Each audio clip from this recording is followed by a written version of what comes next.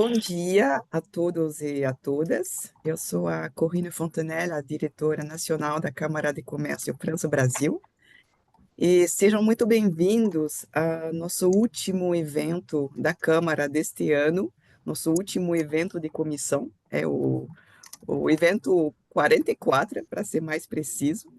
E este evento é um evento 100% virtual, porque a Câmara está em obra até o final de fevereiro do próximo ano, quando voltaremos a eventos híbridos, porque o que a gente gosta mesmo é de eventos presenciais e híbridos para possibilitar um maior número de pessoas nos assistirem. E eu acho que estamos encerrando o ano com chave de ouro mesmo, porque tivemos um número recorde de inscritos, acima da média, o que demonstra que acertamos na escolha do tema. É um tema que cruza, né, com as maiores preocupações das empresas de eficiência, otimização de custos e, e transição energética, né, ajudadas a descarbonizar suas atividades. Este é um evento organizado pela Comissão de Infraestrutura, que é uma das 14 comissões que temos na Câmara. Como tem muitos que nos assistem que ainda não são associados da Câmara, eu costumo fazer uma breve apresentação da Câmara. A Câmara Francesa vai completar 125 anos no próximo ano. Tem hoje mais de 500 membros, ganhamos muitos membros esse ano, e está se espalhando pelo Brasil. Temos 4 capítulos regionais históricos: São Paulo, Rio de Janeiro, Belo Horizonte, Curitiba, mas abrimos também antenas em Fortaleza, em Recife, e em breve teremos também mais antenas pelo nordeste do país. A Câmara Francesa é a Câmara das grandes, das médias, das pequenas empresas. Temos abertos também novas categorias da associação para ex-alunos que estudaram na França, que se formaram na França em mestrado, em doutorado. Temos aberto categorias para organização sem fins lucrativa, ONG, startup, enfim, quem quiser se associar à Câmara, se conectar a toda a comunidade e ecossistema de negócios França-Brasil, por favor, nos procura que você encontrará a melhor categoria para você se associar. Nossa missão é conectar pessoas, empresas, empreendedores, fomentar a relação comercial França-Brasil, mas também atuamos nas áreas culturais, científicas, para fomentar a relação França-Brasil, não apenas estritamente econômica, mas também em todas as outras áreas que são pertinentes e conectam com os negócios. Trabalhamos muito a bandeira da sustentabilidade, e estou feliz que a Comissão de Infraestrutura, né, planejou um evento que dialoga muito, né, com as preocupações atuais da transição energética e emergência climática. Bom, dito isso, eu não vou me alongar mais, vou passar a palavra para Fernanda Assis de Souza, que é a nossa líder da Comissão de Infraestrutura, e vai nos apresentar o tema e os palestrantes. Bom evento a todos e a todas. Obrigada, Corrine. Bom dia a todos. Como a Corrine já mencionou, eu sou Fernanda, sou líder aí da Comissão de Infraestrutura da Câmara, e realmente esse evento foi planejado com muito carinho para todos vocês. Conseguimos juntar aí 4 especialistas no mercado de energia, 3 palestrantes de peso que eu irei apresentar na sequência, e um moderador que também tem uma forte atuação nessa área. Então, eu tenho certeza que será um evento que irá auxiliar todos nós, né, e as empresas a pensarem, planejarem melhor os seus projetos para o futuro, de uma forma mais sustentável, para conseguir passar pela transição energética de uma forma mais econômica, mas também com esse olhar para a sustentabilidade. Por isso que o título do nosso evento hoje é para falar um pouquinho do as a Service e como esse tipo de serviço e consultoria pode ajudar a sua empresa nessa transição energética, tá? De uma forma mais, como eu disse, eficiente, sustentável e econômica. Hoje nós teremos, como eu mencionei, 3 palestrantes aqui com muita experiência no setor, que são hoje responsáveis por áreas estratégicas dentro de 3 players do mercado. Vou começar a apresentá-los. Um é Maria Fernanda Finamor, ela é gerente sênior de consultoria de energia e gás na Engie, e ela possui mais de 10 anos de experiência no mercado de energia, liderando projetos de eficiência energética e descarbonização. O outro palestrante é o Marcelo Varlese, ele é diretor da Green Yellow do Brasil, engenheiro eletricista e já possui mais de 25 anos de experiência nesse setor elétrico.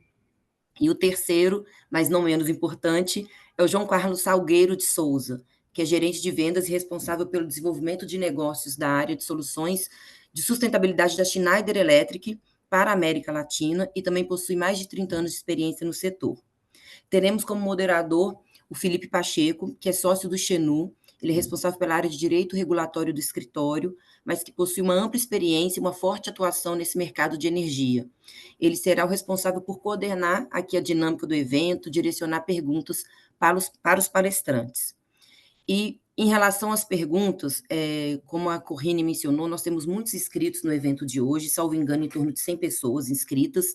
Então, para a gente conseguir ter um evento mais fluido, a ideia é que os participantes façam as perguntas, registrem as perguntas no chat aqui do nosso evento, e no final das exposições nós passaremos a respondê-las. E, claro, se nós não conseguimos, por conta do tempo, responder todas as perguntas, os palestrantes já se comprometeram com a gente anteriormente, previamente, na verdade, a responder essas perguntas posteriormente por e-mail para todos, ok?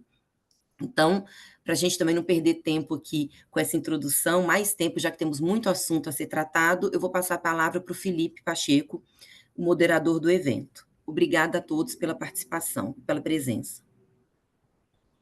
Olá, bom dia a todos. Antes de mais nada, queria agradecer a Fernanda pelo convite, queria agradecer à Câmara pela oportunidade. Teremos hoje aqui 3 grandes nomes de 3 grandes empresas do setor elétrico para fechar o ano, né, Corrine? Com chave de ouro, como ela comentou aqui no início, o último evento da Câmara. E para mim é muito legal ver essa dinamicidade do setor elétrico, né? Cada vez mais conseguimos ver novos produtos, novos serviços e novas tecnologias a serviço do consumidor. Então, nós passaremos com certeza por todos esses pontos hoje, e eu já sei que tem muita gente que está ansiosa aqui para entender essa tendência, entender esse novo modelo de negócio.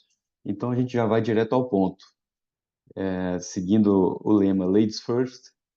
Maria Fernanda, por favor, o que é, então, o Energy as a Service? Conta um pouquinho para a gente já começar esse evento com o pé direito. Bom, primeiramente, bom dia, pessoal. Eu queria agradecer a oportunidade, né, dessa conversa que está sendo promovida pela Câmara.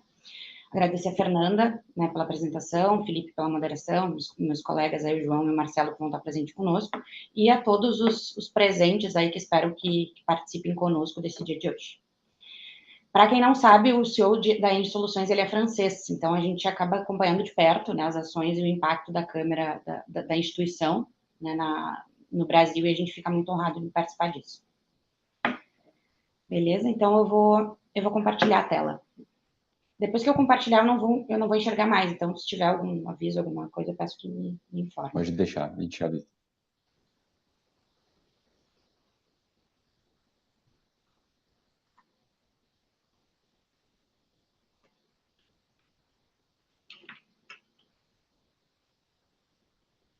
Bom, retomando aí a pergunta do Felipe, né, de forma bem objetiva, o que é o Energy as a Service ou Utilities as a Service?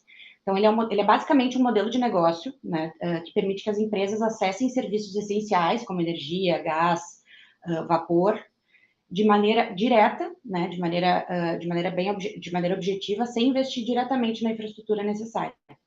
Então, em vez de adquirir, manter e ter que operar os recursos, as empresas simplesmente pagam pelo consumo, né, de forma que seja um contrato por custo de IM, no caso, né? Então, basicamente, ela deixa de investir a valores altos, por muitas vezes, e acaba pagando apenas pelo consumo. Então, de forma bem objetiva. Eu sei que depois meus colegas também vão explanar, Então, era mais a intenção de responder rapidamente a pergunta.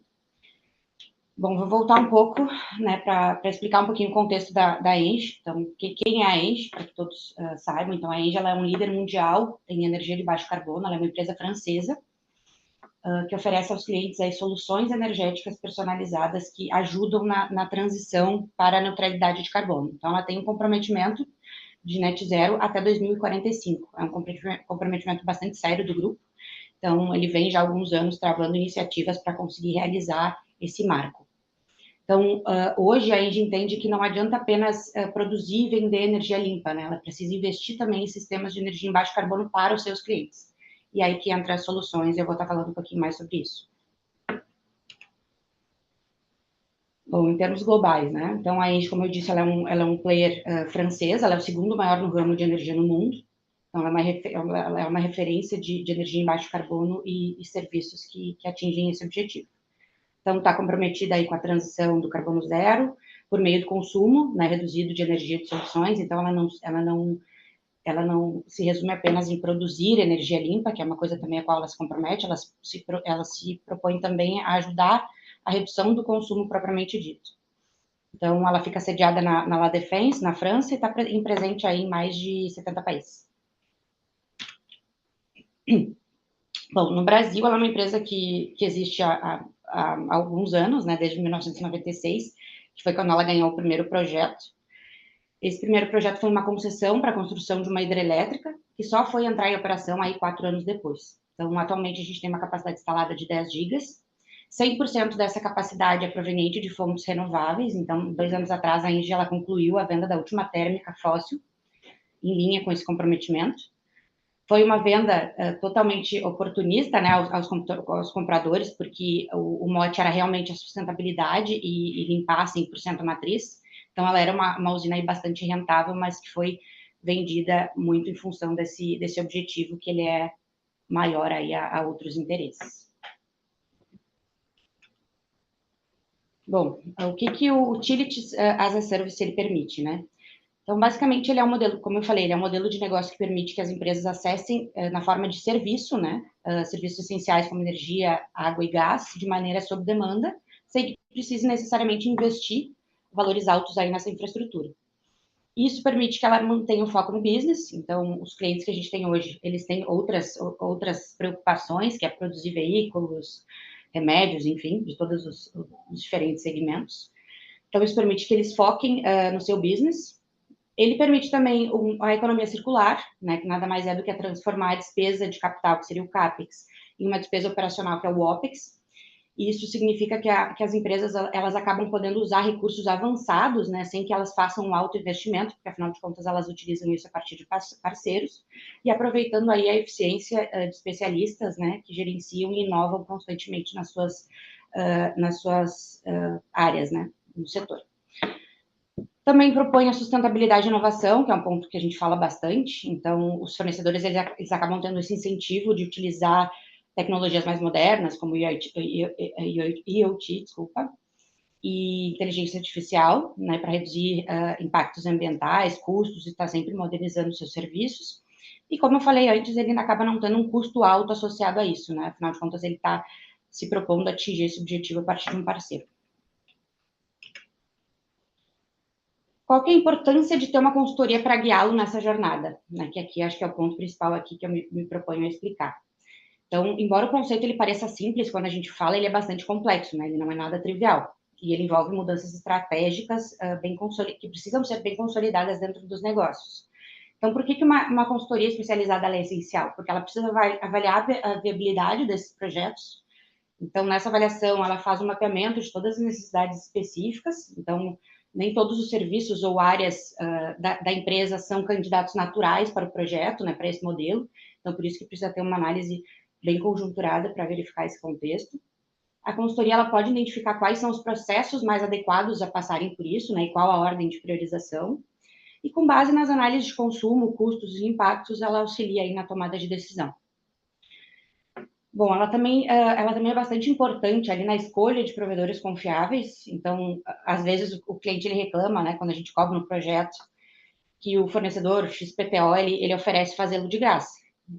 Tudo bem, realmente existe, né? Mas a gente sabe que, naturalmente, esse fornecedor ele tem um maior apetite em apresentar o projeto, porque, né, obrigatoriamente ele vai apresentar a solução dele, a solução é a plataforma dele. E não necessariamente ela é ruim, mas ela pode não ser o que efetivamente o cliente precisa. Então, aqui a gente faz uma análise geral, considerando todas as possibilidades e não se restringe apenas a um único player, né, a uma única solução.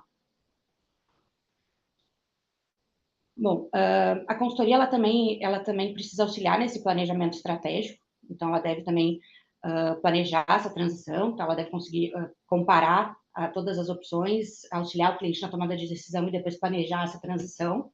Então a gente sabe que não são todos os casos aí de clientes que conseguem fazer um modelo greenfield, como a gente fala que é do zero, né? A grande maioria deles, olhando a realidade brasileira, são plantas que já existem, então elas têm que fazer uma transição segura e gradual no tempo.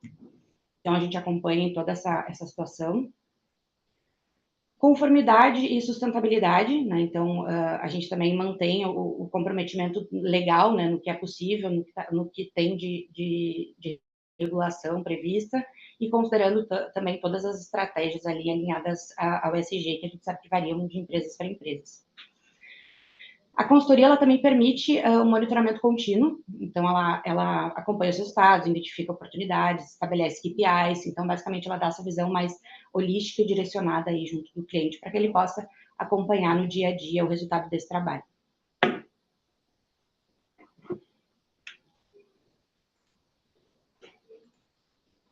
Peraí que travou.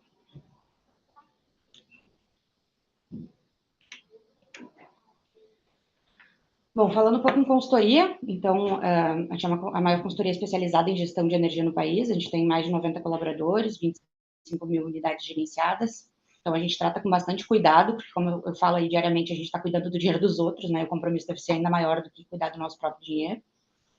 Então, a gente tem uma área bem robusta que é dedicada para essa frente de trabalho. Bom, a solução que a gente se propõe a fazer, né, uma solução integrada que é feita sob medida. Eu sempre gosto de dizer que o produto ele não pode ser de prateleira, né? Não é algo que, não é uma roupa que sirva em todo mundo. Então ele é preciso ser planejado e desenhado de acordo com as necessidades de cada cliente.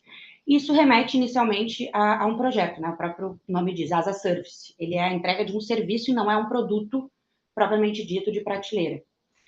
Então ele não pode ser confundido com uma solução pronta, né? Esse ponto aí é bastante importante.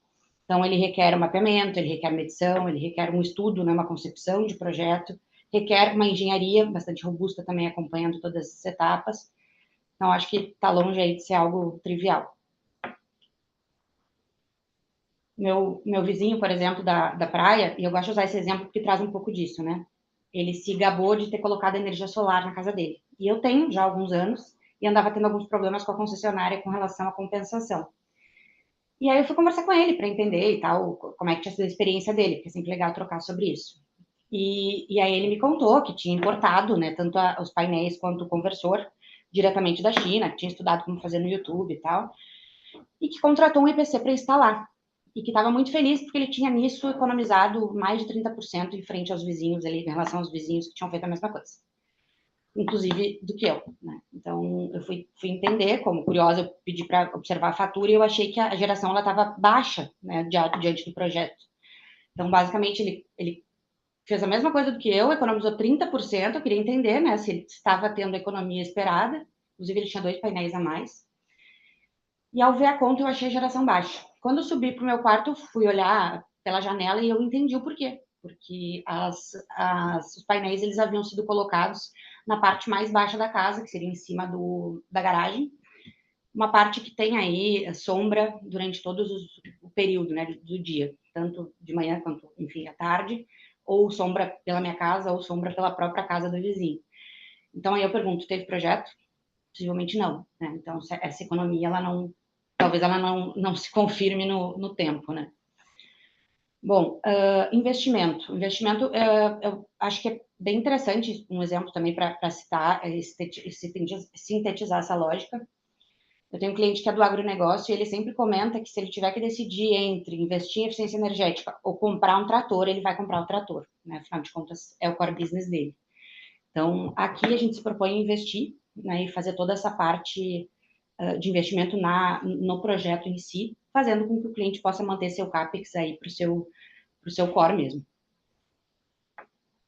Implantação. Bom, como eu disse, se trata de um serviço, né? Não é um produto que eu compro, levo para casa e instalo. Não é algo trivial. Então, a implantação, ela é a concretização de tudo que foi pensado no projeto. Então, é uma parte que tem que ser bastante feita com bastante cuidado, né? Eu até admiro bastante o pessoal que trabalha com minha total admiração aí para a parte de implantação. Inclusive, se a nossa PMO estiver nos ouvindo, depois a gente combina uma janta, mas realmente eu tenho muita admiração, porque é um trabalho muito difícil, e ele basicamente é a concretização de tudo o que se pensou. Então, se uma implementação ela não for bem feita, como o exemplo que eu usei do meu vizinho, enfim, o projeto ele não traz o resultado que é esperado, né? No papel a gente sabe que aceita tudo. Depois a gente tem o OIM, que eu acho que é o grande pulo do gato, é geralmente onde o cliente ele quer economizar, porque ele segue o entendimento de que ele tem pessoas internas para fazer aquilo. Às vezes ele pode ser que tenha, né? Às vezes, muitas vezes também ele não tem, né? Ele gostaria de ter, mas o fato é que isso acaba sendo o principal ofensor dos projetos, do que a gente observa, né? Inclusive ele pode vir a comprometer, em último caso, ele pode vir a comprometer o payback do business plan, porque é uma parte que tem que ser feita com bastante cuidado também, com bastante atenção. Então, é um ponto aí que a gente cuida bastante dentro dos nossos projetos. E o gerenciamento de utilidade é o que a gente falou, né? A gente fala em eficiência e foco no core. Então, o gerenciamento de utilidade é basicamente a garantir a competitividade e o controle de que tudo está saindo conforme planejado, né? Então, é um item aí que é bastante importante. A gente tem algumas ferramentas que auxiliam, né, no gerenciamento de diversas utilidades e que a gente entende que permitem uma maior competitividade para a empresa. Elas possibilitam comparações ali enfim, com empresas de mesmo segmento. Elas permitem também acompanhamento de KPI. Então, é um item bastante interessante para se ter também nessa jornada.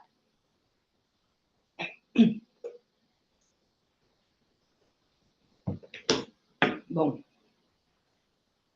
seguindo aqui.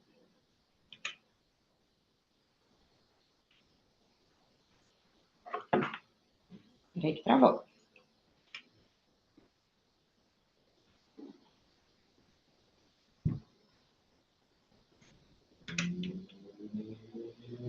Bom, como eu falei, então, aqui a solução que a gente se propõe, ela é um modelo turnkey.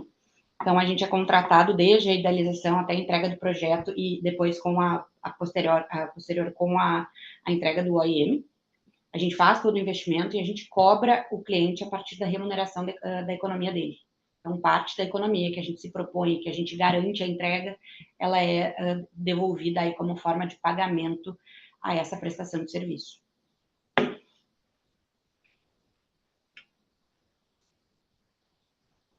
Aqui, basicamente, soluções integradas, né, que a gente desenvolve dentro de indústrias e dentro também, aqui a gente traz muito indústria, mas a gente tem segmentos também de clientes, que é segmento comercial e de serviços, que a gente atua também com soluções muito parecidas. Então, o objetivo realmente é integrar diversas soluções, né, num portfólio, num modelo único para garantir uma melhor aproveitamento, né, e uma maior eficiência do projeto como um todo. Então, aqui a gente tem soluções de HVAC, subestação, consultoria e planejamento, que foi o ponto que eu comentei bastante. A gente faz também sistemas de modernização, né, de plantas, incluindo iluminação, algo um pouco mais trivial, mas que a gente também faz. Monitoramento energético é o final de tudo isso, né, acompanhar também que todo esse projeto ele está sendo visto e consolidado. E o objetivo de tudo isso é garantir uma economia, uma qualidade energética, a descarbonização, né, alinhada ali com metas de ESG, que a gente sabe que a grande maioria das companhias aí vem se propondo, e uma performance energética e operacional favorável, né? Então, a gente sempre quer deixar a empresa melhor do que ela estava quando a gente entrou. Então, basicamente, é isso que a gente se propõe. Então, aqui, de forma objetiva também, né, quais são os serviços que a gente entrega para esse objetivo. Então, otimização e modernização de sistemas de refrigeração, automação, gestão de geração distribuída é um ponto também que a gente desenvolve bastante para os clientes e segmentos de serviços. autoprodução, sabe que é a bola da vez que se fala muito sobre isso hoje em dia, mas que também é algo que não é para todos, né? Então aqui a gente desenvolve algo bem personalizado nesse sentido. Subestação, HVAC, enfim, aqui são alguns dos itens. Um ponto também que está bastante em alta é a gestão de inventário e compra de certificados, né, em linha com essa questão aí de ESG.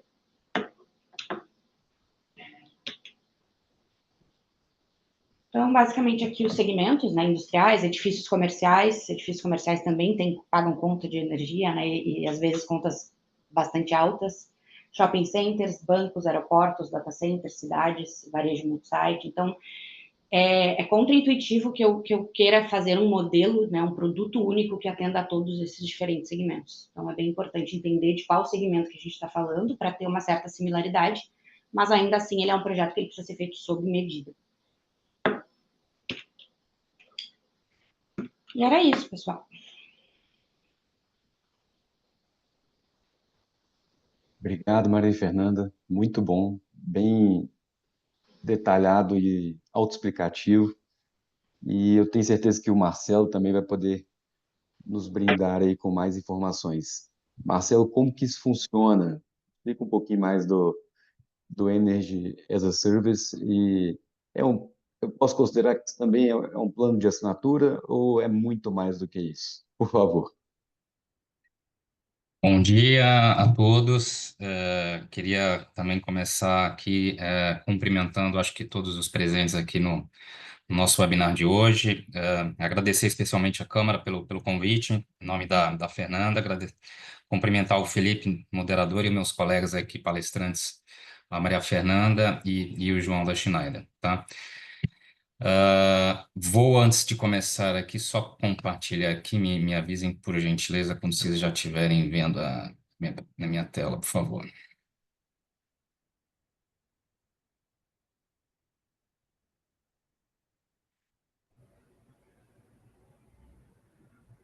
Já?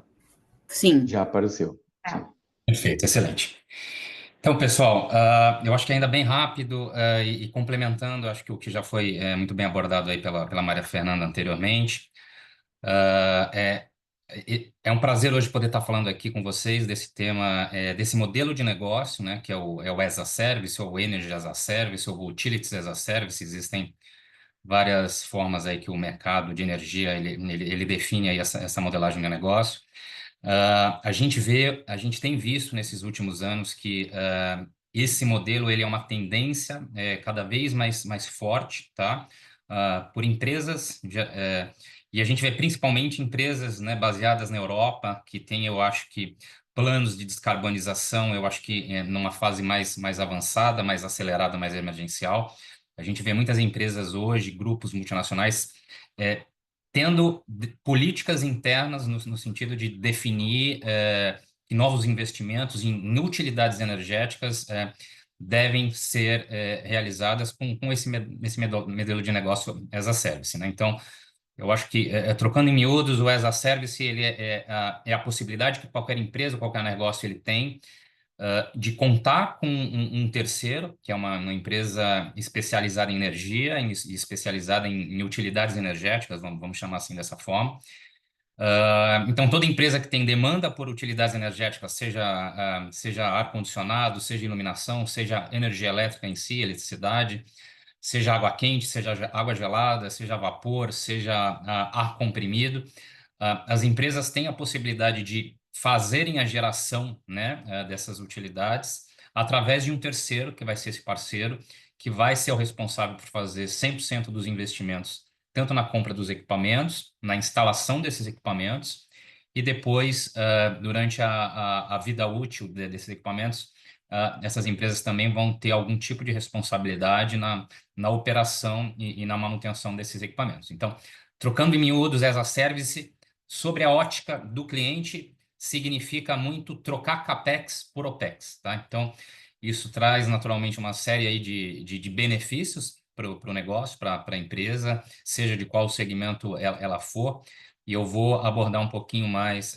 desses benefícios aí no desenvolver aí da minha apresentação.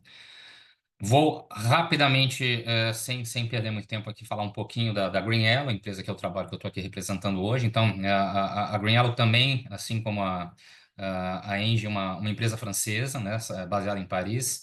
Empresa, ela foi fundada em 2007, são mais de 1.000 funcionários hoje no mundo, mais de 900 clientes atendidos.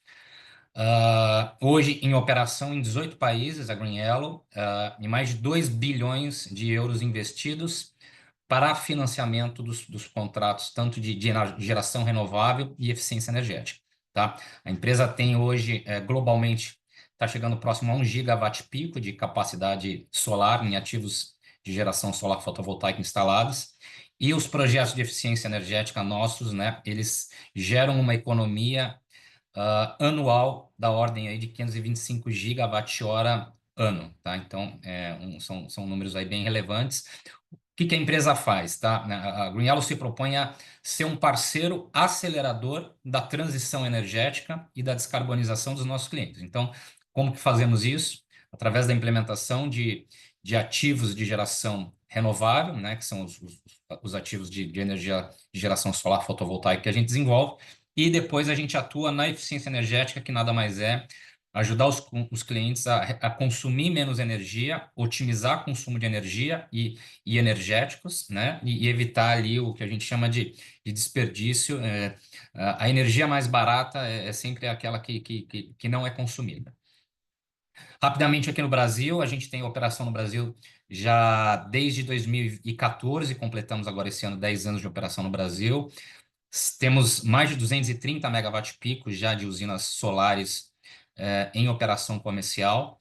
Nossos contratos de eficiência energética somam aí o equivalente a 175 gigawatt-hora de energia ano evitada pelos nossos clientes. E já investimos só no Brasil mais de R$ 1 bilhão para financiar esses projetos para os nossos clientes. Tá?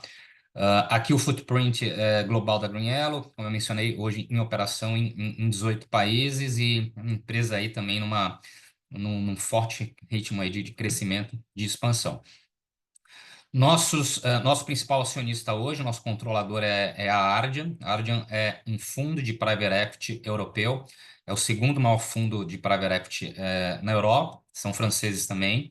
São basicamente um fundo que investem em empresas que desenvolvem projetos de infraestrutura. Tá? Então, a Ardian, eles têm mais de 100 empresas que são as investidas deles, e somam investimento, e o aporte que a Ardian fez nessas mais de 100 empresas aí, somam mais de 164 bilhões de euros investidas pelo fundo aí de private equity, e a Green Yellow é exatamente a investida deles para desenvolver projetos de transição energética e descarbonização, geração renovável e eficiência energética. E temos outros 10% na mão de outros players também franceses, BP France e GQ Capital, que são também fundos que investem em empresas com essa pegada aí de ESG e descarbonização. Então, entrando aqui já no tema aqui da nossa discussão de hoje, né? Então, como que funciona aí a famosa jornada de descarbonização das empresas? Tenho certeza também que o João vai falar um pouquinho na apresentação dele, mas existe um passo a passo, né, para definir aqui como que começa o processo de descarbonização de qualquer negócio, de qualquer empresa, né? Então, primeiro a gente inicia realizando um inventário de carbono, né, que é cada empresa entender exatamente aonde estão as emissões, né, e entender no final do ano qual que é a emissão equivalente em toneladas de CO2 ano. Uma vez você identificou, mapeou quanto que você está emitindo de carbono, vem depois as ações, né, que é o item 2 aqui, que são exatamente as ações para reduzir essas emissões. Tá? E aqui que entra muito o modelo as a service, né? O modelo as a service, ele nada mais é do que uma forma, né, que o mercado, um modelo que o mercado desenvolveu de ajudar empresas a implementar projetos de geração renovável e eficiência energética, substituição de equipamentos, retrofit de equipamentos e de geração de energéticos, através de um terceiro que vai ser esse investidor e operador, né, tirando a necessidade do negócio da empresa de ter que investir aí o capital para execução do projeto. Existem outras ações depois também, que é crédito de carbono e a REX, a Maria Fernanda comentou também sobre essas iniciativas. Então, uma vez que você implementou esses projetos de redução de emissão, você geralmente depois você vai explorar possibilidades também de neutralização de emissões. Então, depois que você reduziu, ainda assim não conseguiu ser o net zero, né? Zerar as emissões.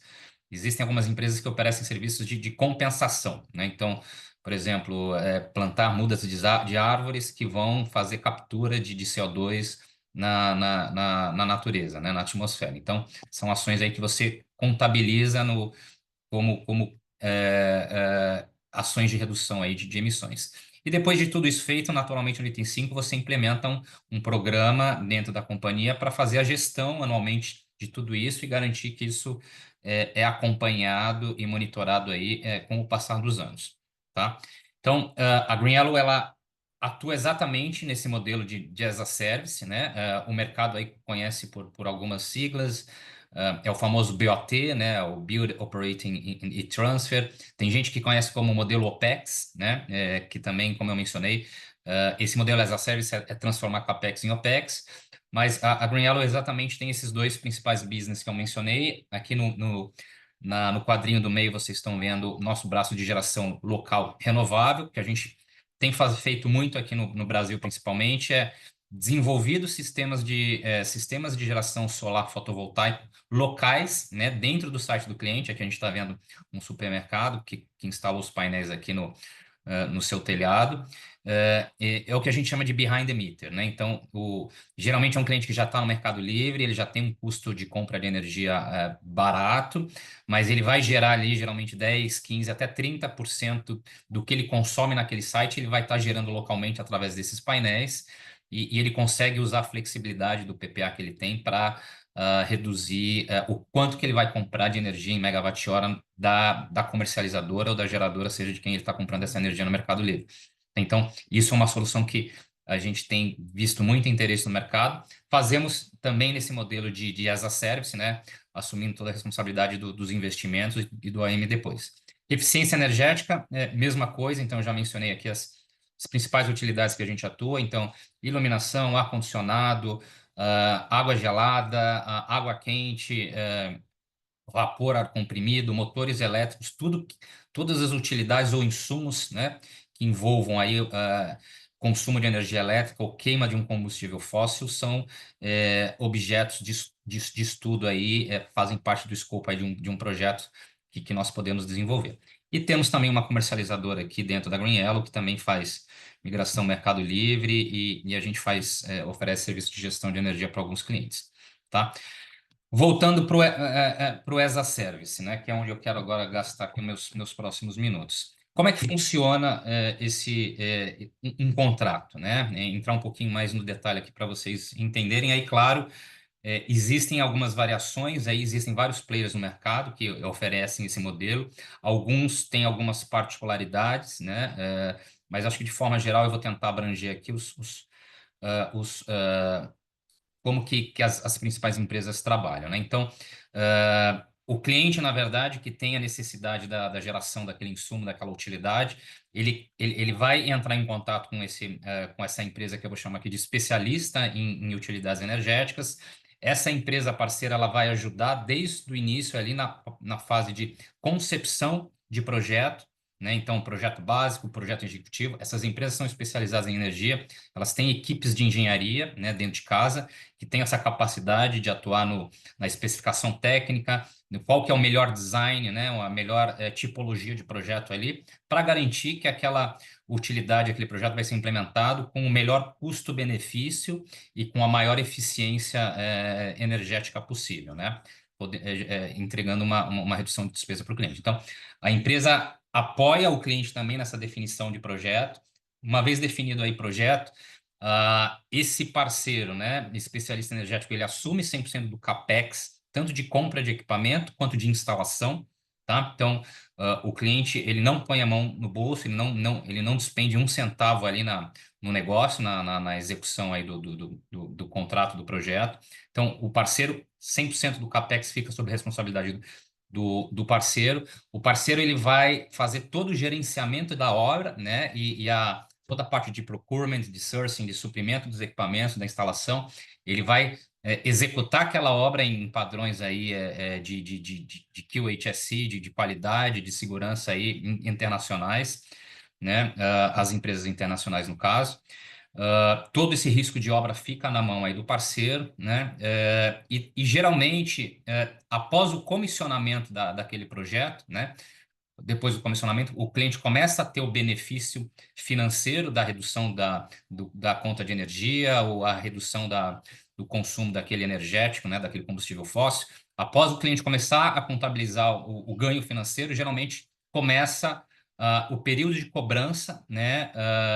Do cliente para o parceiro investidor, tá? E aí, geralmente, a gente está falando aqui, na maior parte dos casos, são contratos de locação, tá? E o prazo desse contrato ele varia de acordo com qual é o escopo que está sendo endereçado naquele projeto, né? Então, utilidades, escopos que têm um payback mais curto, por exemplo, aqui, iluminação, geralmente a gente consegue trabalhar com contratos de 5 anos.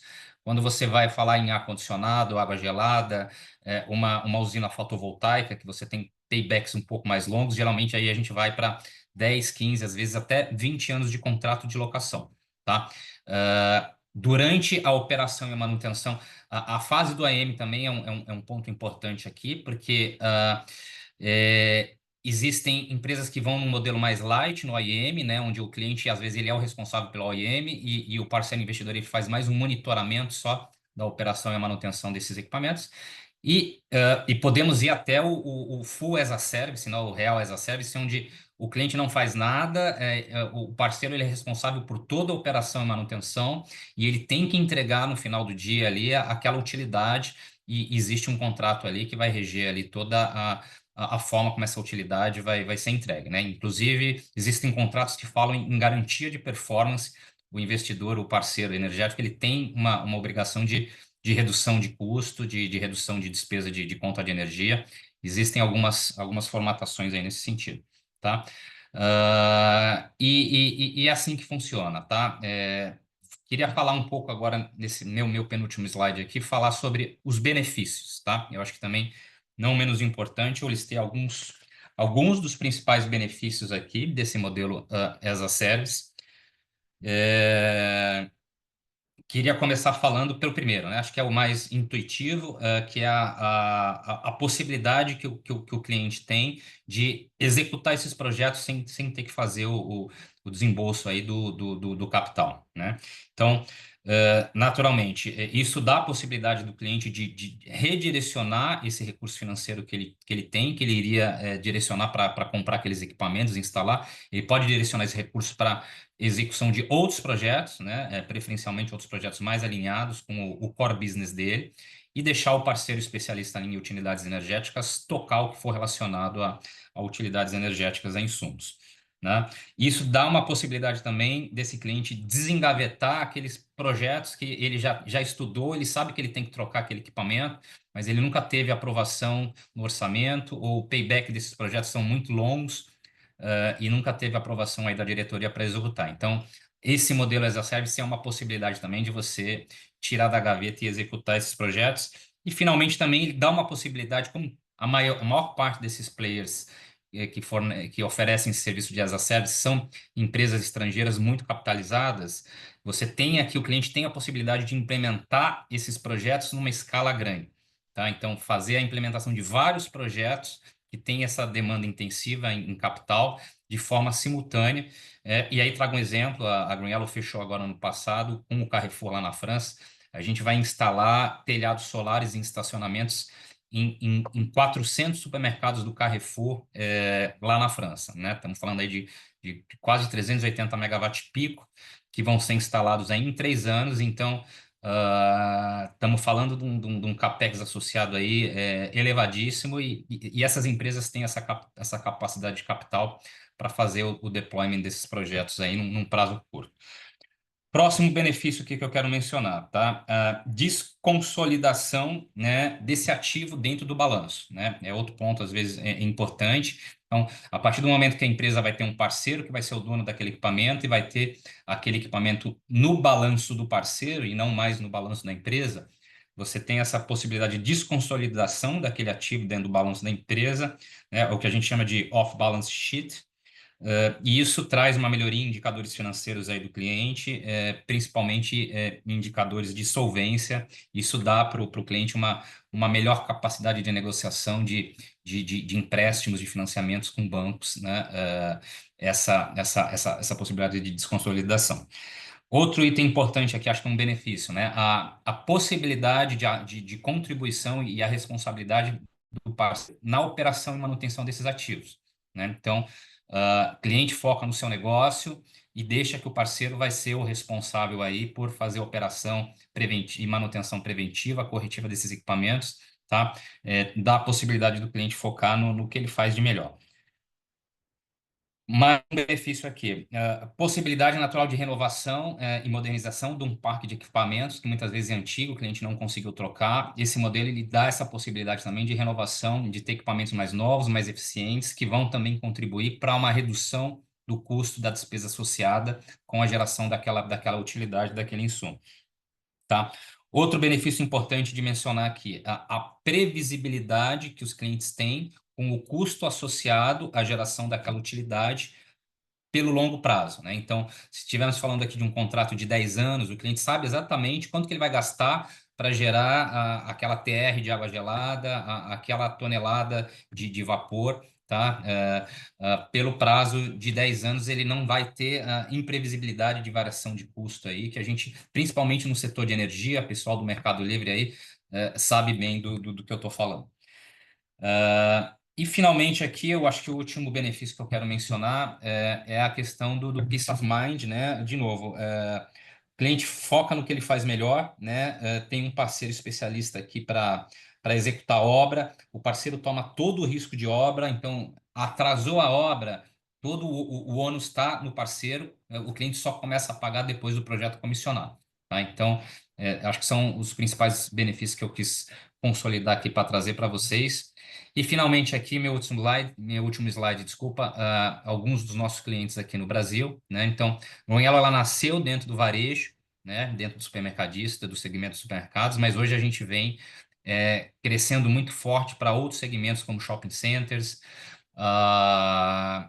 hotéis, hospitais, indústria principalmente, né? Então, nas diversas segmentações aí da indústria.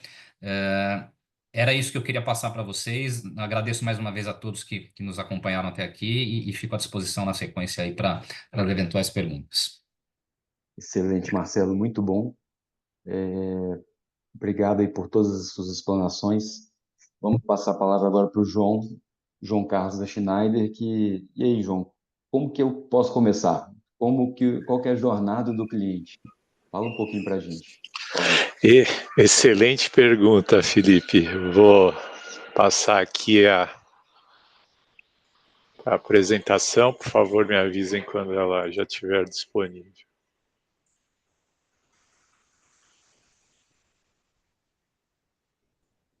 Já. Está na tela. Só colocar no modo apresentação. Bom, em primeiro lugar, bom dia a todos. A nossa João, nobre audiência. só um ponto aqui. Coloca no modo apresentação para a gente, por favor. Peraí. Ela está no... Será que ela tá mostrando o módulo, o backstage meu aqui? Ou não? Não, já tá no foi? PowerPoint, mas ainda está naquela... Você tem full screen, João? Eu já coloquei. Acho que está dando um delay. Deixa eu tentar de novo. Peraí.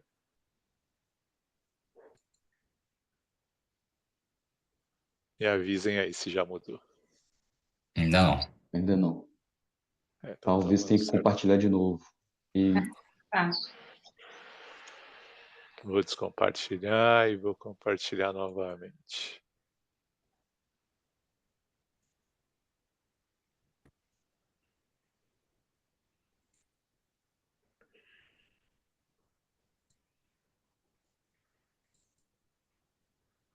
Olha, sim. Vamos acreditar que funcione agora. Ela voltou para a apresentação sem estar no modo apresentação. Talvez quando você for compartilhar, já tem que estar com o modo apresentação Peraí, deixa eu tentar iniciado. fazer um negócio diferente. Aqui.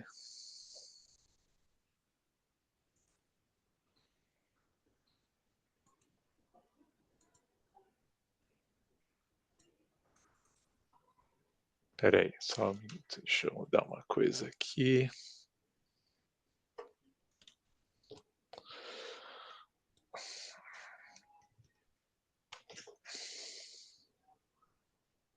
Um segundo, vamos ver.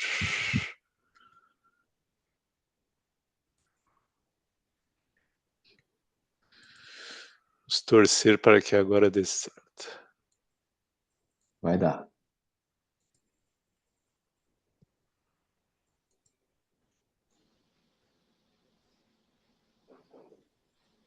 Então, para mim ficou do mesmo jeito, mas acho que a gente pode seguir.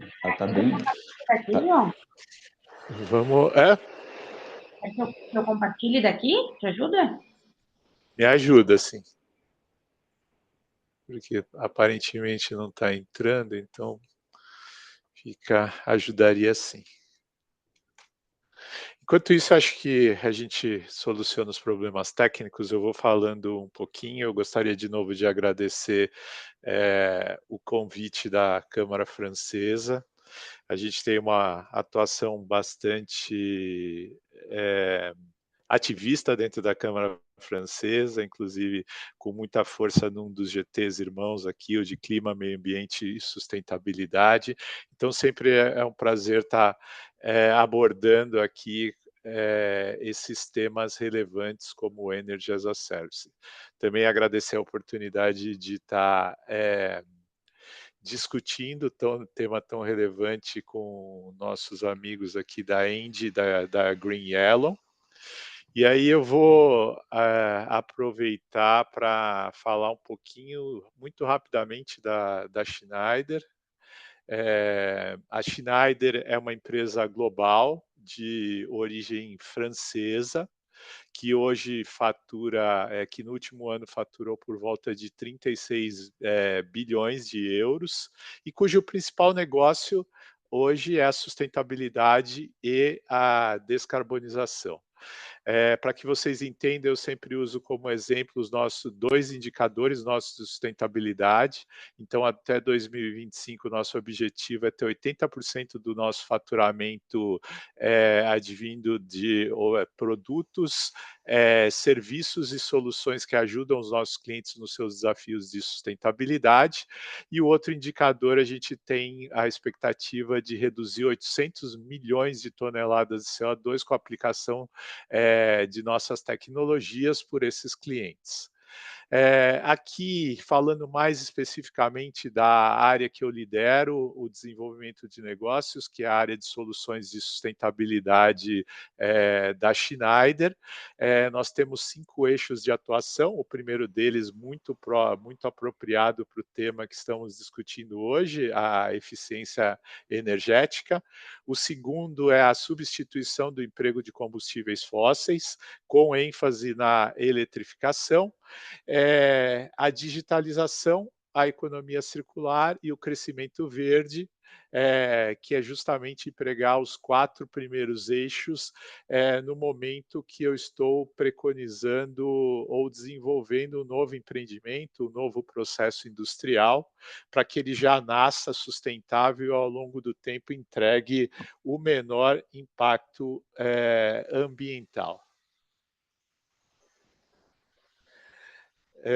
Na sequência, no próximo slide, por favor. Aqui uma pequena amostra.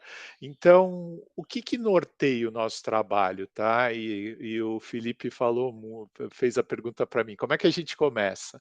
Aí, um pouco dessa resposta, tá? Que a gente acredita em começar, que o cliente tem que começar de uma maneira estruturada e de forma independente tomando em conta que o nosso papel é um pouquinho distinto da Green Yellow e da End, né, um papel estruturante de consultoria. Aqui vocês têm uma visão da amplitude do nosso trabalho, porque existe um ponto comum, as tecnologias e soluções são replicáveis nos países, mas também a gente tem que ter uma capacidade de entender a regulação local, as características, a disponibilidade de fontes de energia em cada um desses países para dar a melhor orientação possível para os nossos clientes. Próximo slide, por favor. E aí está aqui um pouquinho da jornada, que é um pouco que conecta um pouco com tudo que a Fernanda já falou e o Marcelo, que a gente acredita numa jornada, tá? Não existe hoje para o cliente a possibilidade dele conversar com um projeto de Energy as a Service isolado de uma estratégia estruturada, né? Tudo começa nessa jornada de um entendimento correto do nosso impacto. Então, a gente fala muito dos inventários de emissões que todas as empresas deveriam, e aí conectando lá com a fala inicial da Corrine, isso é importante para uma pequena, para uma média, para uma grande empresa entender isso. E com base nesse inventário, aí sim a gente começa uma estruturação do programa, vislumbrando quais são as reduções potenciais que a gente pode ter, colocando uma ambição de descarbonização, mas tem um ponto muito relevante no meio desse caminho, né? E aí a gente volta aí uns 2 anos atrás, de uma fase que a gente não gosta muito de lembrar, que era do Covid, que a gente reduziu, por exemplo, o consumo de energia, reduziu as emissões, mas a gente parou de gerar crescimento econômico.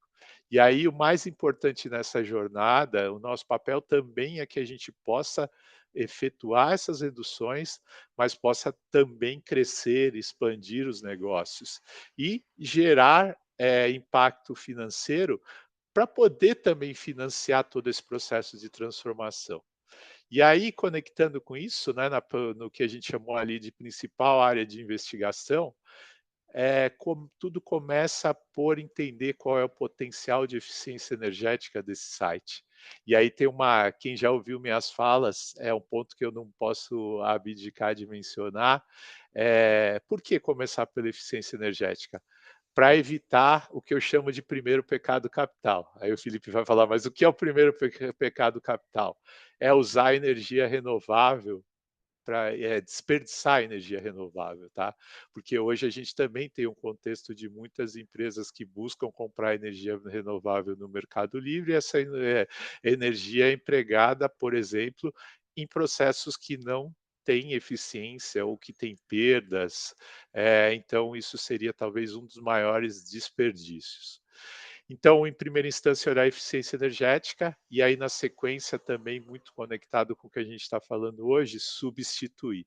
E aí quando a gente fala de substituir, novamente a gente vai falar de analisar quais são as alternativas de tecnologias que a gente pode empregar dentro da empresa, e do outro lado, como vai ser a estratégia para também adquirir essa energia ao longo do tempo, seja ela um biometano, seja uma biomassa, seja uma energia elétrica.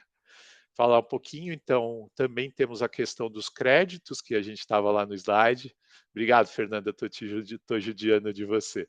Dos créditos, os créditos, de novo, crédito não é a solução, tá? Crédito é um mecanismo de transição para algumas tecnologias que a Schneider, que a Green Yellow, que a India ainda não pode ofertar para vocês, porque elas não têm a devida maturidade ou o custo ainda não é apropriado. Isso vai permitir que a gente ganhe um certo fôlego. E por último, não é muito o tema de hoje, a gente tem toda a questão da nossa cadeia de fornecimento, porque as grandes empresas, a partir do momento que elas esgotem as 3 primeiras etapas, elas vão voltar para a cadeia de fornecimento e vão necessitar reduzir as emissões que vêm desse escopo 3. E aí volta para aquela conexão que a gente falou das pequenas e médias, porque vocês, como pequenas e médias que estão nos ouvindo hoje, o nosso escopo 3 vocês, como grande empresa, é o escopo 1 e 2 de vocês, e ao longo do tempo vocês vão ser cobrados para que reduzam essas emissões e que também realizem projetos com esses mesmos modelos que a gente vem propagando aqui. Agora podemos ir para o próximo, Fernando.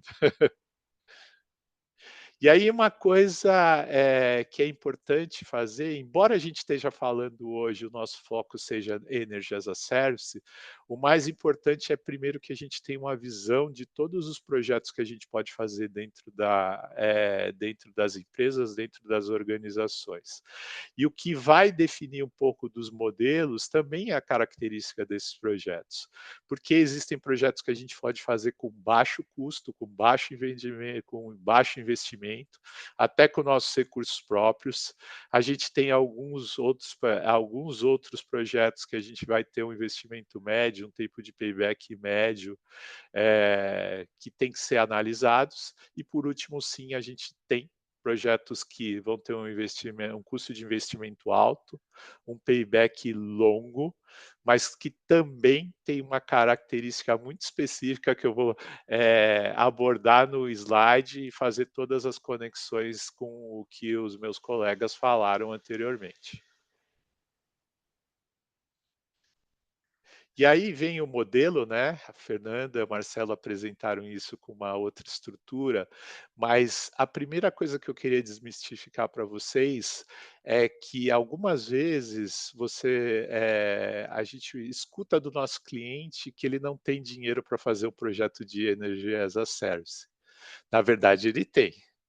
Porque a premissa básica é que esse dinheiro que vai ser empregado no projeto de Energy as a Service, ele já está sendo pago, investido ou perdido dentro da conta de energia, de gás natural ou teu custo de utilidades.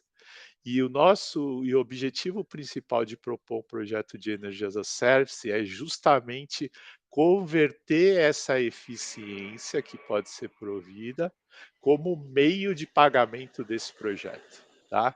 Então vamos desmistificar. Todo mundo tem de certa forma, tem um nível de ineficiência que já está precificado dentro da organização e que a gente tem o potencial de converter num projeto utilizando um modelo de negócio disruptivo. Reforço a questão que eles falaram, que realmente a gente deveria direcionar o CAPEX para as atividades que estão relacionadas ao negócio principal da empresa e, em paralelo, buscar formas disruptivas de financiar essa transição energética. Isso é importante também, reforçar o ponto do off-balance. Isso é muito bom, porque dessa forma também a gente não aumenta o nível de endividamento da empresa, não altera os seus ratings para obter financiamento e potencializa de novo a expansão dos negócios. E fechando, o que já foi mencionado, sim, é importante que vocês considerem realmente atrelar propriedade dos ativos e a manutenção dos ativos, para que esse desenvolvedor tenha total propriedade para te entregar a máxima performance desses ativos que estão sendo colocados como Energy as a Service. Vamos lá para o próximo. Aí a gente volta para aquela visão da Schneider. Então, a visão da Schneider é uma visão independente, por não ser um desenvolvedor de negócios. O que a gente quer é dar uma recomendação o mais abrangente possível, totalmente agnóstica e, de novo, para responder algumas questões dos nossos clientes, porque algumas vezes, quando alguém tenta apresentar um projeto de Energy as a Service dentro da empresa, talvez a dúvida dos tomadores de decisão é: será que esse é o melhor projeto? Quais são todos os outros projetos que eu tenho, que eu posso desenvolver? Ou como esse projeto está incorporado dentro de um roadmap de tudo que eu vou realizar. E para isso a gente desenvolveu metodologias e hoje a gente tem condições desde fazer essa avaliação para um cliente de múltiplos sites, como vocês viram alguns dos exemplos daquele slide que eu mostrei, alguns dos clientes que trabalham conosco, até as auditorias do site que vão permitir que, de forma assertiva, a gente mapeie o maior número possível de projetos, monte cenários econômicos e modifique uma das perspectivas de começar a negociar um projeto de Energy as a Service, que é o cliente ter total domínio do programa que ele quer desenvolver e ele começar a discussão com outro nível de maturidade com a Engie, com a Green Yellow. E do lado também da Green Yellow e da Engie, daqueles clientes que eu mostrei e de outros, a gente já fez em inúmeros casos uma transferência para o desenvolvedor, onde o desenvolvedor se sentiu muito mais seguro, teve através também dos nossos relatórios e recomendações uma maior visibilidade, o que acelerou muito mais as tratativas que ele tem para mover para o modelo. Tá? Vamos para o próximo slide, por favor. Aqui é um dos exemplos, então, quando a gente está trabalhando com o cliente, a gente pode encontrar dentro dessa planta, às vezes, 20, 30 projetos, projetos que vão enxergar eficiência energética, recuperação de calor, eliminação de perdas, troca do uso de combustíveis fósseis, eletrificação, caldeiras elétricas, bombas de calor. Para cada um desses projetos, o que a gente quer mirar é o investimento necessário, as economias de energia, as economias financeiras, as reduções de emissões e o payback. E lá na ponta, o que modifica, e aí eu vou introduzir para vocês talvez um conceito diferente, nosso objetivo é não ter mais o Energy as a Service, mas ter o Energy Efficiency as a Service, que seria trazer cenários onde a gente combina esses projetos, e aí projetos que têm, por exemplo, um payback mais curto e tem uma relação com os outros projetos, fazem com que a gente diminua o tempo de payback, entregue maiores economias e torne o projeto mais palatável para o cliente e para o desenvolvedor também. O próximo, Fernanda, por favor. Isso permite que a gente aterrize, por exemplo, nesse slide que mostra o modelamento de um cliente real, identificar uma economia de energia aqui da ordem de 32% para o cliente, e do outro lado, o potencial de descarbonização total. Nesse caso aqui desse slide, esse cliente teria, com a execução dos projetos, a capacidade de eliminar 2.000 toneladas de CO2 ano, em termos de emissões, e ele aterrizou com um projeto que teria um payback em torno de 6 anos, ou seja, um projeto que, quando a gente fala numa mescla de eficiência e descarbonização, bastante palatável. Vamos aí para o nosso próximo slide, que é bem essa tradução. Vejam o cenário número 3, que tem retorno do investimento em 6 anos, 36 milhões de reais. Então, um projeto que precisa de musculatura financeira para ser desenvolvido, mas vejam o nível de economia e redução de custos, 44% de redução de custos. Ou seja, de novo, reforço, esse custo para o cliente já existe hoje, está incorporado aos custos de energia e de utilidades, e aí você tem um campo aberto para mover isso para um projeto de Energy as a Service, onde essas economias vão financiar esse projeto. Tá? Próximo, e a gente já está falando. E aí, de novo, a gente fala um pouquinho de uma mudança conceitual do cliente, tá? Que o projeto de Energy as a Service, talvez, não deveria ser um projeto onde o cliente está falando, eu quero trocar uma caldeira. Esse exemplo que a gente está falando, sim, a caldeira é um elemento importante de tudo que pode ser feito.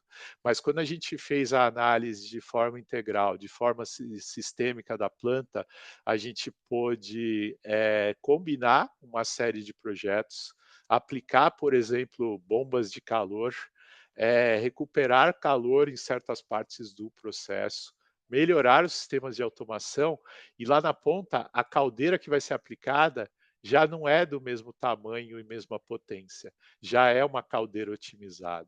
Então aqui você começa a enxergar todas as integrações, começa a reduzir todos os riscos e em frente ao desenvolvedor, o cliente vai ter a capacidade de ter um diálogo muito mais estruturado.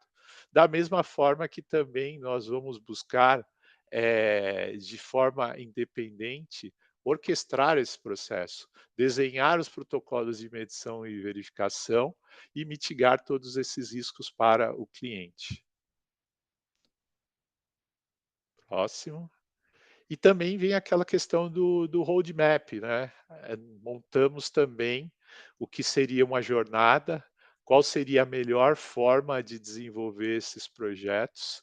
E aí a gente pode começar com os projetos que têm uma economia muito rápida, não necessariamente necessitam do Energy as a Service, mas já começam a entregar economias, começam a engajar essa organização do cliente, e aí no tempo certo a gente vai discutindo os projetos, vai prevendo a entrada deles e vai demonstrando ao longo do tempo os benefícios que isso vai trazer para esse cliente. E é um pouquinho dessa jornada, né, e que conecta diretamente com os demais palestrantes aqui, sempre lembrando que nessa jornada somos muito mais atores do que concorrentes, porque quando a gente olha o potencial, a gente está muito, muito longe de atingir até uma pequena fração de todo o potencial que a gente tem de desenvolver negócios, mas o mais importante é que a gente possa desenvolver isso de uma forma estruturada e muito orientada às características até do nosso próprio mercado no Brasil. Muito obrigado, João. Bem completa a sua apresentação. Paulo, nós chegamos agora no momento perguntas. Então, aos participantes, primeiro, faço um convite para quem quiser enviar ou no Q&A ou no chat alguma pergunta, que eu faço o direcionamento aqui para os participantes, para os palestrantes. E, para a gente começar, temos aqui já algumas perguntas, e a primeira delas é direcionada a todos vocês, tá? Que é uma dúvida que envolve o próprio modelo em si. A gente sabe que o modelo ele busca soluções completas e personalizadas, né? Então a gente vai ter uma solução para cada um dos clientes, para cada uma das empresas. E a dúvida que surge é a seguinte: ele fica distrito a um mercado, ou seja, eu posso ser um consumidor livre e usufruir desse novo modelo, dessa tendência do as a service, ou seria característico dos clientes conectados à rede de distribuição, o cliente cativo, que a gente chama, ou se aplica a todo mundo? Por gentileza. Eu vou começar, então, respondendo, depois vocês me complementem, pessoal. Acho que o João muito bem abordou, né? Não só pode como deve. Então, são caminhos distintos e totalmente complementares. Então, é importante que ele faça esse trabalho de casa para que não seja, para que a energia que ele consome, por mais incentivada que seja, né, no Mercado Livre, seja apenas um desperdício, como foi comentado pelo João. Então, de fato, eficiência energética é um tema de casa que deve ser feito por todos, independente do mercado em que esteja participando, seja regulado ou livre. Eficiência energética para todo mundo. Ótimo. Posso Quer complementar complementar, também, João, por Felipe? favor? Quero sim. Então, o que é muito importante a gente entender? Quando a gente está no Mercado Livre, a gente está utilizando uma solução técnica e financeira, tá? Em primeira instância, a gente está buscando uma redução versus a uma situação anterior que a gente tinha, que era de ser um cliente cativo. Ponto. Aí a gente teve a primeira redução. Um dos grandes benefícios que a gente tem também é que a gente tem a possibilidade de escolher o tipo de energia que a gente está buscando. Preferencialmente hoje a gente busca uma energia limpa, combinada com os I-RECs. Aí eu volto de novo para aquilo que eu mostrei. Todo mundo ao longo do tempo, vai precisar descarbonizar. Somos afortunados que no Brasil a gente tem uma ampla oferta hoje de energia renovável, ainda a um custo competitivo. Mas ao longo do tempo, quando todo mundo buscar se descarbonizar, essa não é a tendência. esse custo da energia no Mercado Livre vai crescer. E aí a gente precisa combinar tudo isso com uma estratégia, onde a gente reduz o nosso consumo, busca cada vez um valor otimizado desse volume de energia que vai ser comprada. E além de tudo isso, tem outros fatores que vão impactar o custo das empresas. Ao longo do tempo, a gente vai ter um mercado agora regulado de carbono, que vai colocar um custo sobre as nossas emissões. Para alguns clientes grandes que exportam, existe a questão de começar a taxar os produtos pelas emissões que eles carregam. Então, tudo isso é uma jornada onde a gente vai tentar produzir com o menor volume possível de emissões, gastando o mínimo de energia para sobreviver, para se manter competitivo. Tá? E da mesma coisa também vou reduzir as emissões, porque talvez daqui a pouco o meu cliente vai dizer que ele quer um produto com menor volume de emissões. Ou ele vai me descadastrar porque eu não estou ajudando ele dentro daquele programa de escopo 3. Tá? Então, de novo, o Mercado Livre é uma ferramenta e a gente tem que evitar a lição que a gente aprendeu, cometer o primeiro pecado capital de qualquer forma. E lembrando que o Mercado Livre ele é uma decisão comercial, né? Então, na verdade, eu nem tenho o mesmo volume de energia que eu estaria consumindo no mercado regulado no Mercado Livre, né? Bilateralmente com o fornecedor que eu defini. Então, em tese, ele não reduz a quantidade. Então, é importante destacar. Ele permite que eu consiga reduzir a pegada de carbono, a partir do momento em que eu decido contratar uma energia limpa, mas ele não faz esse tema de casa que a gente falou, né? É trabalhar nas ineficiências do processo e reduzir o consumo. E tem uma característica interessante, né, Fernanda? Porque também vocês vendem soluções para isso. Tem algumas vezes clientes que estão no Mercado Livre e eles abdicam de algumas coisas que, inclusive, geram custo para eles, que é controlar a demanda. Tem uma série de oportunidades que antes estavam muito enraizadas no cativo, mas que se refletem em custos também no Mercado Livre, que acabam sendo abdicadas. Então, de novo, a gente vai voltar no nosso slide lá, que o objetivo tanto da Schneider, como da Green Yellow, como da Engie, é fazer uma abordagem estruturada para os clientes. Muito bom. Marcelo, tem uma para você aqui. Na sua apresentação, a gente viu que o usual é a adoção de contratos a longo prazo. E como que o mercado vê isso? São quantos anos aí, em média, que um contrato dessa natureza dura? Dá para a gente colocar aí um range de alguns anos, só para o pessoal entender também? Sim, a gente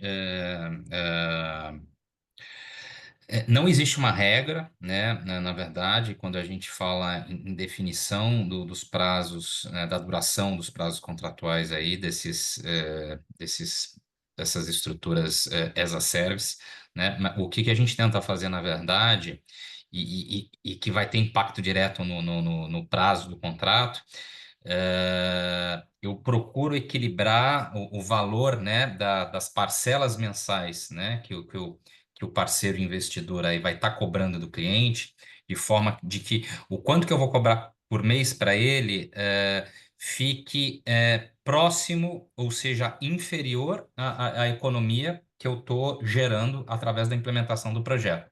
Né? De forma de que a implementação, a execução desse projeto, ele tenha um impacto positivo no fluxo de caixa do cliente, uma redução de despesas ali no final do mês, né? A gente sempre tenta implementar com esse driver, nem sempre é possível, né? Às vezes a gente consegue projetos de que todos os savings, né? As reduções, principalmente em conta de energia que a gente gera, é suficiente para pagar 100% ali da parcela mensal do parceiro investidor e ainda, às vezes sobra um pouquinho livre para o cliente, sem ele ter que colocar um centavo ali no negócio. Às vezes eu vou precisar de todo o saving que o projeto gera e eu vou precisar que o cliente complemente com mais alguma coisinha lá no final do mês para eu poder ter uma parcela que dê a remuneração mínima que o meu acionista, que o investidor pede quando ele faz aquele investimento ali naquele negócio, né? Mas, de forma geral, Projetos com paybacks mais curtos, como iluminação, geralmente o prazo contratual para um contrato as a service de iluminação vai ficar por volta de 5 anos. Quando a gente vai para ar-condicionado, chiller, água gelada, né? Água quente, bombas de calor, ar comprimido, caldeiras, geralmente a gente já vai para 7, 10, às vezes chegando até 15 anos. E quando a gente fala de contrato as a service de geração de energia renovável, né? Fotovoltaico, majoritariamente, a gente vai ter contratos aí que vão variar de 10 até 20 anos, aí também depende qual que é o valor da tarifa que o cliente tem hoje contratada no Mercado Livre, se ele está bem contratado, se ele está mal contratado, se ele está no cativo, né? O prazo a gente consegue reduzir, é mais ou menos aí por aí que são as variáveis que impactam a definição do prazo aí dos contratos, tá, Felipe? Até Excelente. aproveitando, Felipe, pegando o gancho ali do Por ponto favor. do ponto do Marcelo, de fato a relação de duração ela está diretamente ligada ao nível de investimento e o tempo de payback, né? Naturalmente, a gente está falando em investimento. Então, por isso que ainda se torna mais estratégico conceber projetos estruturados com mais de uma iniciativa, né? Acho que foi o João que trouxe ali exemplos em que a gente concebe um bolsão, né, de várias soluções, nas quais algumas viabilizam mais rapidamente o retorno e a gente consegue conceber uma estrutura financeira mais atrativa. E o que casa bem com a solução personalizada, né, João? Aham. Felipe, eu gostaria de complementar, porque às vezes quando a gente está explicando, talvez o público que está nos assistindo gostaria que a gente tangibilizasse, tá? E eu tenho um projeto que há pouco tempo que a gente trabalhou, que ele começou o cliente pedindo uma análise, porque ele queria só trocar o chiller. Então ele estava um pouco com a visão assim, preciso comprar um chiller novo, e ao invés de olhar um financiamento, eu quero pular para um Energy as a Service. E aí ele discutia que ele só queria o chiller. E aí, quando a gente fez depois de muita conversa, convenceu ele a montar um diagnóstico, a olhar tudo, a gente identificou oportunidades para mexer no envelope do prédio, para refazer isolamento de tubulações, para combinar a bomba de calor. E o que aconteceu? O payback do chiller isolado caiu pela metade. E talvez o projeto que era inviável ou que, de repente, ia voltar para o Marcelo, para o Fernando, e falar assim, olha, o chiller é 10 anos, talvez eu não consiga encaixar isso. Ou eu vou ter que fazer um contrato de 20 anos para conseguir fazer isso. Seria cruzar, talvez, o contrato com a vida útil do equipamento. Então, começa a ter, a engenharia econômica começa a não acoplar a parte técnica. E aí, com essa combinação de outras medidas estruturantes, ficou com um payback muito mais palatável para o cliente e mais atrativo para o investidor. Então, a gente tem que enxergar como uma medida sistêmica, tá? E não olhar só equipamento contra equipamento. Excelente. Pessoal, chegou uma pergunta muito boa aqui do Alexandre. Quais as barreiras que os palestrantes ainda veem para a adoção do modelo de forma mais extensiva no Brasil, em comparação a mercados mais maduros como o europeu? Quem gostaria? Bom, eu posso começar, depois os colegas aí complementam, sem dúvida, né? Eu acho que ainda o principal desafio que a gente tem no Brasil é uma questão, eu acho que bastante associada à parte cultural, tá? Eu acho que existe ainda uma necessidade de nós, né, players aí, parceiros de utilidades energéticas, de unirmos esforços no sentido de quebrar um paradigma que existe ainda, eu acho que do empresariado brasileiro, que tem ainda muito aquela cabeça, olha, eu vou comprar uma vez o equipamento, vou usar aquele equipamento até ele quebrar, né? E só vou me preocupar eventualmente em substituir ou modernizar aquele equipamento depois que ele quebrou, depois que ele não presta mais. Então, não existe muito essa cultura no Brasil de preocupação com eficiência energética, né? Poxa, se eu posso ter um equipamento que vai me entregar a mesma utilidade no final do dia, mas que faz isso consumindo menos energia ou queimando menos combustível fóssil, por que não fazê-lo, né? Então, eu acho que o mercado avança no sentido de trazer essas soluções, essas modelagens financeiras aí para ajudar a tomada de decisão do lado do empreendedor, do empresariado, mas ainda eu acho que, e acho que é um conflito geracional também, né? A gente vê talvez as pessoas mais, eu acho que as pessoas um pouco mais antigas, né? As pessoas mais novas, elas têm uma facilidade um pouco mais de entender os benefícios, né, dessa modelagem financeira as a service, né? O pessoal um pouco mais das antigas é um pouco mais tradicional. Não, eu quero ser dono, eu preciso ser o dono do equipamento. Vou ter um terceiro aqui que vai entrar e vai ser dono de um pedaço da minha fábrica. Então, eu acho que passa por aí um pouco a gente evoluir mais em direção do que a Europa já faz hoje em relação ao as a service. Excelente. Tem uma boa aqui também, pessoal, que é a seguinte. Quando a gente fala de eventos climáticos extremos, né? E esse ano a gente vivenciou isso muito bem, um período de seca enorme, aí a tarifa ali do consumidor cativo, a tarifa vermelha, custo altíssimo, e por outro lado, lá no Mercado Livre, um PLD com um crescimento enorme, o preço subiu, então tanto para quem está exposto no mercado de curto prazo, no Mercado Livre, quanto para o consumidor cativo, por outro lado. E o que esse modelo de negócio pode trazer de benefício para a redução da exposição do cliente? Deixa eu falar, vou tentar falar um pouquinho conectado com a anterior também. Eu concordo Uhum. com o Marcelo no que ele falou, que é cultural. Muitas vezes a gente já escutou de cliente que principalmente quando ele vai direto no desenvolvedor, né? O cliente fala assim, não, se ele está me propondo isso é porque ele está levando vantagem. Não, ele não está levando vantagem, ele está fazendo um investimento com o dinheiro dele, baseado nas economias que foram imputadas. E aí, de novo, talvez aquela história dele. Muitas vezes ele está fascinado por alguém que fala assim, não, vou fazer isso de graça para você. Você ter o relatório estruturado é uma fração pequena, por exemplo, do custo que você tem de energia ao longo do ano, para você fazer essa transição de uma forma mais uniforme. Agora, nesse aspecto que você coloca da pergunta, o que é importante?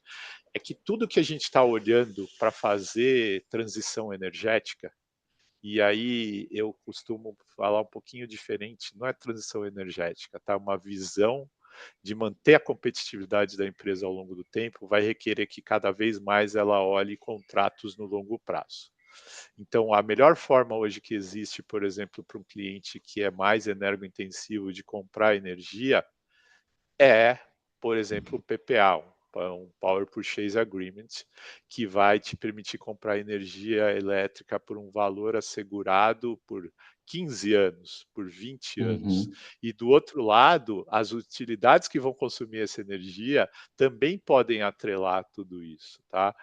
E ele cada vez mais precisa estar muito centrado no negócio dele, porque se a gente fosse pensar numa fábrica, vapor é um mal necessário, Marcelo vai dar risada. Ar comprimido é um mal necessário, energia elétrica é um mal necessário, e a única coisa que eu quero é ter um processo robusto, que não pare, que me entregue o máximo de produto. Então, quando a gente está olhando Energy as a Service nesse entorno, eu vou deixar de cobrar alguém, por exemplo, que ele seja um especialista naquele sistema, naquela utilidade, e vou cobrar que eu tenha a disponibilidade do vapor no volume que eu necessito, na pressão que eu necessito, na temperatura que eu necessito, para que eu não perca a minha produtividade, para que a minha fábrica não falhe. É isso. Isso é uma questão de foco, tá? De tornar variável tudo aquilo que está no entorno do teu processo, você focar muito no teu negócio, você usar o teu CAPEX da forma mais inteligente possível e, em paralelo, você está fazendo a transição energética da forma que seja mais com o melhor custo-benefício possível. Marcelo gravou, depois ele vai compartilhar com os clientes dele. Eu vou aproveitar o gancho também e vou Por favor. consolidar as perguntas, né? De fato, o Brasil, culturalmente, ele não é um país que promove o Greenfield, né, como eu comentei. Então, ele acaba sendo um país do retrofit, como o Marcelo citou ali, muitas vezes as empresas deixam a máquina estourar, né, para tomar alguma iniciativa, infelizmente. É um país aí que briga por competitividade, então a gente tem cargas tributárias bastante grandes, né? Tem um desejo, né, uma intenção de exportação também significativa, então tem que se manter competitivo. O Mercado Livre nada mais é do que uma ferramenta para isso, né, no final do dia. Então, acho que aqui não é também o momento da gente falar sobre estratégia de contratação, mas, de fato, estar no PLD, como o João citou, não é uma alternativa segura, pensando no médio prazo. E aí o PPA seria uma solução mais consolidada, mas teriam também contratos de Mercado Livre de menor prazo que também assegurariam isso, mas o objetivo é se tornar competitivo. Então, o Mercado Livre ele é uma ferramenta para gerar competitividade no preço, na compra da molécula. Né? Então, que tem que estar também associado a outras ações, como a gente falou, que é o caso da eficiência energética. Então, são temas complementares, que tem que ser vistos separadamente e com a devida atenção. Excelente, Maria Fernanda. Eu também na sua apresentação um leque ali de clientes em potencial. Você acha que esse modelo de negócio, ele aplica a todo mundo, a empresa de grande porte, médio e também de pequeno porte? Totalmente. Totalmente, mas como eu disse, há de se ponderar, né, as necessidades específicas de cada cliente. Então, eu acho que o mercado ele erra muito em tentar padronizar esse tipo de solução. Então, o ensejo está justamente na personalização. Então, o que serve para um, por mais que seja do mesmo segmento, não necessariamente é o que vai servir para todos, né? Não é a mesma roupa, como eu mencionei antes. Então, é importante que o projeto ele seja personalizado para atender às necessidades específicas de cada negócio. Mas, com certeza, é para todos, desde o pequeno até o grande consumidor eletrointensivo, inclusive. E, Felipe, complementando um pouquinho essa questão do ser para todos, né? A nossa maior batalha aqui, acho que das 3 empresas, é que a gente consiga mover e estruturar o mercado que amplie a demanda por esse processo. A partir desse momento, a gente vai ter um número maior de empresas que vão se estruturar para prover esse modelo em diferentes patamares, tá? Porque é a mesma coisa, isso aqui dá mais um webinar gigante, mas quando a gente vê, por exemplo, o número de empresas de ESCOs, empresas de serviços de eficiência energética que tem no Brasil, ele é muito pequeno para o tamanho do Brasil. O número de empresas que sabem fazer Energy as a Service da forma correta também é pequeno, mas ele está muito associado ao tamanho e à maturidade do mercado que a gente tem hoje. Então, nós somos um pouco de formadores de opinião, de estruturadores para isso, mas sim, o modelo é para todo mundo. Seja no comercial ou no industrial, tem um grande equipamento, tem sistemas que podem ser integrados e que possibilitariam fazer projetos de diferentes portes. Acho que a Fernanda quer falar alguma coisa. Não, e infelizmente o contexto ele não nos gera tanta atenção para isso, porque hoje a gente vive uma situação no Brasil em que a gente tem uma sobreoferta, né? Então, o suprimento de energia ele não é algo a ser a atribuir um certo risco, né? A gente sabe que energia se tem. Então, infelizmente, a gente acaba não vendo com certo cuidado para energia que poderia não ser consumida, né? Por simples processos de fixação.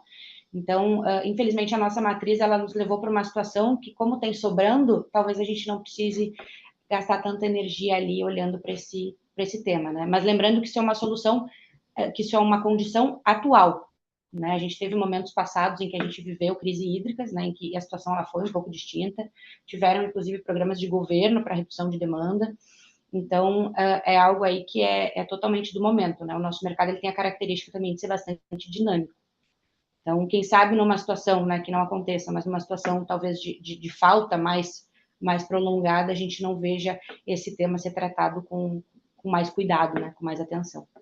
Com certeza. E aí, gente, eu aqui como um entusiasta do setor também, vejo a importância de um evento como esse, porque ele tem a função de passar um conhecimento, mas também tem a função de trazer talvez uma mudança de cultura, né? Porque a gente começa a enxergar que é uma solução que não se aplica àquela grande empresa, também ela se estende para média, para pequena, enfim.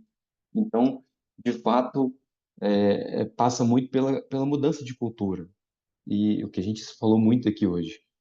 E para a gente fechar, eu tenho mais uma pergunta aqui que também eu vejo que é das boas, que a gente falou de descarbonização, nós falamos de energia limpa, falamos de redução de consumo, e vejo muito isso um modelo de negócio que se integra às políticas ESG dos clientes, como o João Carlos comentou, de que eventualmente o cliente do cliente de vocês vai exigir na aquisição de um produto que o insumo utilizado na sua produção era uma energia limpa e não só essa integração na política ESG, eu queria ouvir de vocês também quais outros benefícios vocês enxergam, mas não os diretos, indiretos, como talvez esse que talvez seja até indireto também, mas que, que, que as empresas podem ver aí com a adoção desse modelo. Eu associaria até esse exemplo que tu deste como um exemplo bastante direto, né? Porque, afinal de contas, é o que a gente tem visto Exato. mais recente, as empresas exigirem que a sua cadeia compartilhe dos mesmos valores, né? E das mesmas iniciativas. Então, o escopo 3 deixou de ser algo tão distante, ele passa a ser algo cada vez mais visto, né? Com importância dentro dos negócios. Então, traria aqui como exemplo o automotivo, né? A gente já tem diversas empresas no automotivo que exigem que as empresas da cadeia estejam com as suas emissões também reduzidas em dia, enfim, para inclusive habilitar esses players como fornecedores. Então, isso traz uma corrida, né, no que diz respeito à competitividade, que eu atribuiria como um exemplo bastante direto ali de ação a ser tomada para que eu me torne mais competitivo no mercado. Fora que, como a gente demonstrou, isso também relaciona preço, custo no final do dia, né? Então, além de eu reduzir o meu custo, eu me torno mais competitivo por ser um fornecedor viável, né, a esses fornecedores que empregam esse tipo de prática. Tem uma outra coisa, Felipe, que também está muito associado com acesso a mercados, a valorização dos produtos. Então, quando a gente volta no escopo 3, para vários setores, uma das categorias que pesa muito no escopo 3 é o carbono incorporado aos materiais que a gente compra, aos equipamentos que a gente compra, às construções, tá? Então, a gente está migrando, por exemplo, para o modelo onde o cliente vai ter a capacidade de comparar essa pegada de carbono, até a pegada ecológica de cada um desses produtos, e vai tomar a decisão por um produto ou por outro. Então, num curto espaço de tempo, isso vai se tornar uma barreira. A gente já tem ao longo do tempo, olhando para os nossos produtos, a gente desenvolveu uma metodologia que é o perfil ambiental desses produtos ou análise de ciclo de vida, que hoje está disponível para o cliente escolher, comparar, diminuir o impacto do projeto dele. Em alguns casos, é um diferencial tangível para cliente que quer criar um critério de compra sustentável. Então, a realidade é essa, é buscar. A gente falou de energia, falou de tudo, mas de um outro lado, tudo isso está contribuindo para que a gente, ao longo do tempo, tenha condições, na escassez de material, de energia, de manter o crescimento desses negócios.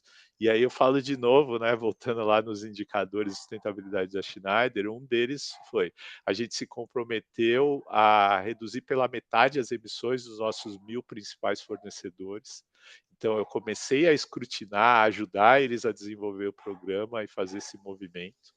Mas também, do outro lado, eu estou querendo, até 2025, ter 50% de materiais renováveis ou reciclados integrados aos meus produtos. Então, assim, o modelo hoje é um modelo cada vez mais sustentável porque eu não tenho outra opção. Inclusive porque eu tenho várias coisas que eu utilizo para fabricar os produtos que a Engie usa, que a Green Yellow usa, que estão acabando. Os materiais estão entrando em escassez, estão ficando cada vez mais caros. Então, tudo isso está totalmente conectado hoje, tá? Maravilha, gente. Muito obrigado mais uma vez. Foi um evento sensacional. Maria Fernanda, João Carlos, Marcelo, Agradeço imensamente a participação de vocês. Tenho certeza que os participantes gostaram muito das explanações. E eu passo a palavra aqui para a Fernanda para fazer, então, o nosso encerramento. Obrigada, Felipe. Reforço aí os agradecimentos aos palestrantes, Fernanda, João, Marcelo. Realmente foi muito bem, muito rico, né? Um conteúdo muito denso sobre um tema que eu acho que não é nem só muito atual, é muito necessário, né? E eu tenho certeza que poderemos ter novas rodadas aí. Não me recordo qual dos três, acho que foi o João que mencionou, que daria um outro webinar. Então, vamos realmente preparar um outro webinar, que eu acho que é um assunto que desperta muito interesse e, como eu disse, que é muito necessário nesse momento. Agradecer a participação de vocês, o tempo de vocês, agradecer também a todos os participantes, informar que a Câmara depois, ela disponibiliza, sim, eu vi que teve uma pergunta sobre isso, material, a gravação do evento, né, para quem participou ou para quem não conseguiu participar, mas se inscreveu. Agradecer também o Felipe aí pelas perguntas que foram realmente muito interessantes, pela participação. E é isso. Como a Corrine disse, fechamos aí 2024 com chave de ouro e já estou querendo pensar nos próximos eventos para 2025 e peço aos participantes, inclusive, que façam sugestões, que nos encaminhem sugestões de temas que gostariam que fossem tratados aqui na Comissão de Infraestrutura. Bom fim de semana, bom fim de ano também a todos, boas festas e espero revê-los em breve em novos eventos em 2025 aí da Comissão de Infraestrutura. Excelente. Abraço, pessoal. Muito obrigado. Muito obrigado aí. Boas Obrigado. festas a todos. Tchau, tchau. Boas Boas festas. festas. Boas festas.